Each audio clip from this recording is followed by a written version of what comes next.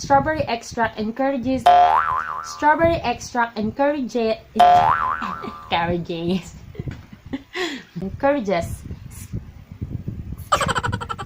hindi ko talaga kayang magsalita.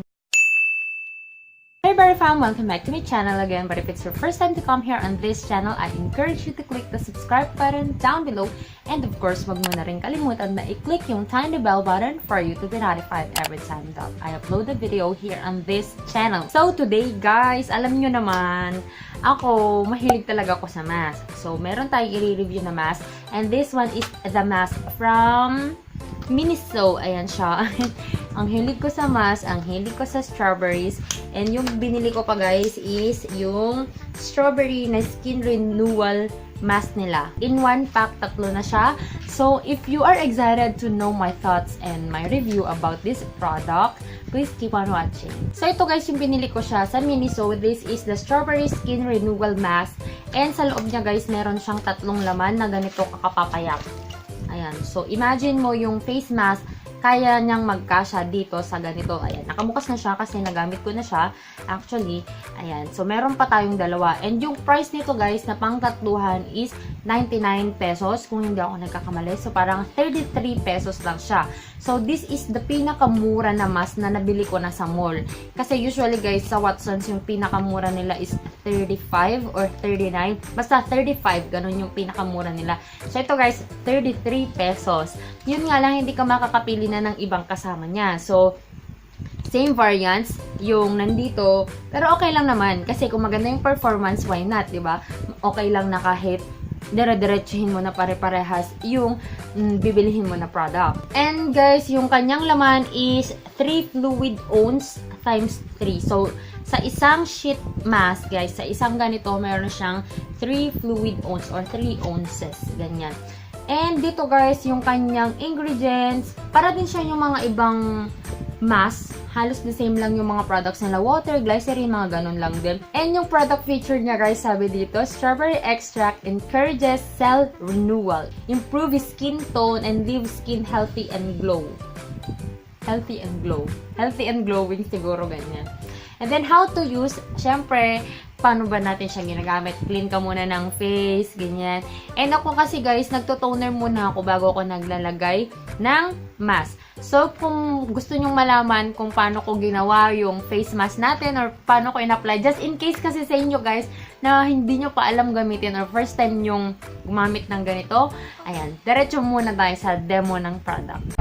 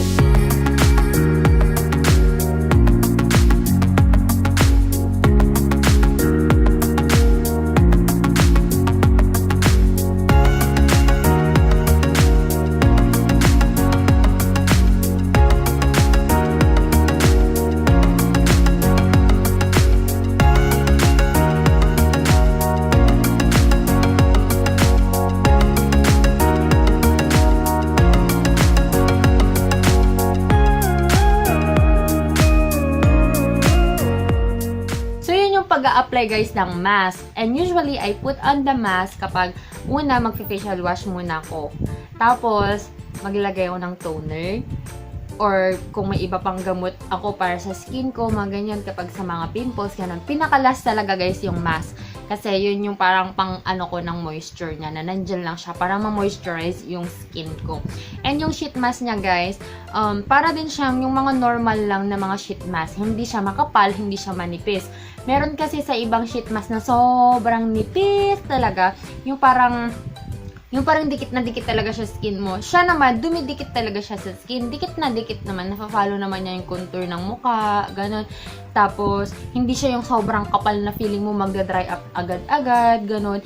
And then, guys, nag-leave lang ako ng 15 to 20 minutes na nasa mukha ko. Kasi, yun yung importance nun, guys. Huwag kayong matutulog na may sheet mask yung mukha nyo kasi useless lang din yun. Kasi kapag may sheet mask ka na nakatulog, guys, yung naiwan mo siya na nag-dry na yung mismong cloth niya or yung parang pinaka-papel niya, ano mang tawag doon, parang cloth, ganon. Useless kasi inabsorb lang din ng cloth yung ibinigay niya sa'yo na moisture. So, instead na ma-moisturize yung skin mo, magda-dry up pa siya lalo. So, huwag kayong matutulog na meron siyang sheet mask. And then, yung paglalagay, guys, yun lang yung isang downside talaga dito. Sobrang liit niya, 'di ba? So, naka-fold talaga siya ng parang ganito lang. Ayan, parang ganyan lang siya. So, parang medyo nahirapan ako na buklatin siyang ganun kasi manipis siya, yung hindi siya yung ano, yung merong patigas para mas madali sanang mabuklat kasi yung iba 4 folds lang siya na gano'n. Tapos meron pa sila yung patigas para kapag nilapat mo sa mukha mo, hindi ka masyadong mahihirapan na maglalagay ng mask. Ito kasi guys, wala siya yung pampatigas na gano'n, yung parang plastic. So, struggle din yung paglalagay dito. Yun nga lang yung effect niya.